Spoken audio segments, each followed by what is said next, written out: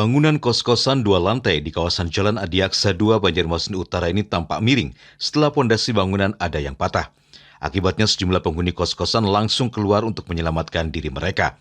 Sejumlah petugas damkar dan BPBD Kota Banjarmasin yang mengetahui kejadian tersebut langsung mendatangi lokasi dan mencoba mengevakuasi sejumlah barang milik penghuni yang bisa diselamatkan.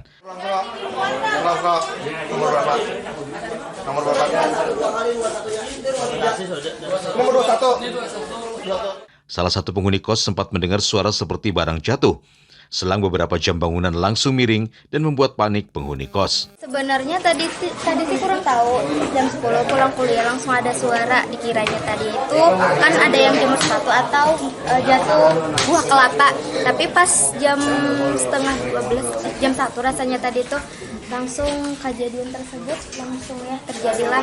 Tapi pas kami keluar tadi agak sedikit sakit sih bagian pinggang kanan karena terhampat. Ya bagian pulang kampung kan sekitar 6 orang lah di atas tadi.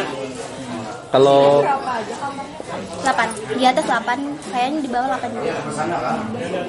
ini artinya banyak benda-benda yang masih Iya, ada sampai HP saya lupa. Berarti masih ada beberapa benda ketinggalan.